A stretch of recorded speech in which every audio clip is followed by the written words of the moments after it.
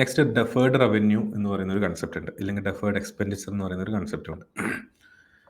Deferred revenue അല്ലെങ്കിൽ deferred expenditure എന്ന് പറയുന്നത് ഈ പറയുന്നത് പോലെ നമ്മൾ അഡ്വാൻസ് കിട്ടുകയാണ് ഇല്ലെങ്കിൽ അഡ്വാൻസ് കൊടുക്കുകയാണ്. ഓക്കെ, അപ്പം ഒരു എക്സ്പെൻസ് ഞാൻ ഇൻകർ ചെയ്തു. ഫോർ എക്സാമ്പിൾ ഞാൻ ഡെഫേർഡ് റവന്യൂ ഡെഫേർഡ് എക്സ്പെൻസ് ഒരേ രീതിയിൽ തന്നെ ഡിസ്കസ് ചെയ്യാം.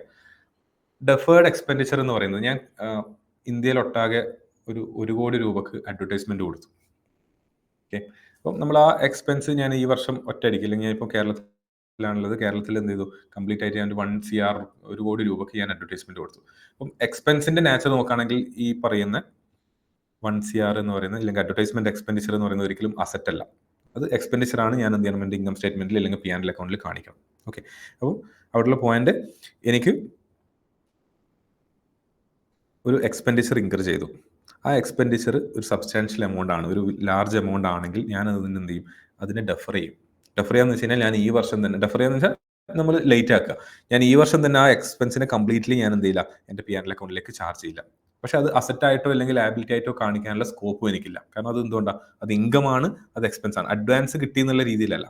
ഓക്കെ, അപ്പം നമ്മളെ സംബന്ധിച്ചിടത്തോളം ഈ പറയുന്ന ഒരു എക്സ്പെൻസ്, അഡ്വർടൈസ്മെന്റ് എക്സ്പെൻസ് ഞാൻ ഇൻകർ ചെയ്തു. ഞാനൊരു 1 CR കൊടുത്തു. ഞാൻ അതിന്റെ പരസ്യത്തിന്റെ നെയിം ബോർഡ്സ്, ഫ്ലെക്സ് ബോർഡും കാര്യങ്ങളൊക്കെ ഞാൻ എന്ത് ചെയ്തു, കേരളത്തിലെ എല്ലായിടത്തും ഫിക്സും ചെയ്തു.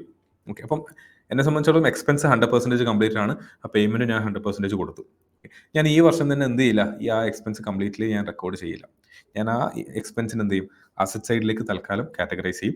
എന്നിട്ട് നമ്മൾ നേരത്തെ ഡിപ്രിസിയേഷൻ എങ്ങനെയാണോ ചെയ്തത് അതേപോലെ over A period of time. അതിന്റെ റീസൺ എന്ന് പറയുന്നത്, ജസ്റ്റിഫിക്കേഷൻ എന്ന് പറയുന്നത്, ഈ വർഷം ഞാൻ കൊടുത്ത ഈ അഡ്വർടൈസ്മെന്റ് കൊണ്ട് എനിക്ക് ഈ വർഷം മാത്രമല്ല റിസൾട്ട് ഉണ്ടാവുക, ഒരു നെക്സ്റ്റ് ഒരു 3-4 വർഷത്തേക്ക് എനിക്കൊരു ബെനിഫിറ്റ് ഉണ്ടാവും എന്നുള്ളൊരു കാൽക്കുലേഷൻ എനിക്കുണ്ട്. അപ്പോൾ അതിന്റെ ബേസിലാണ് നമ്മൾ എന്ത് ചെയ്യാം, ഈ ഒരു കാൽക്കുലേഷൻ ചെയ്യാം.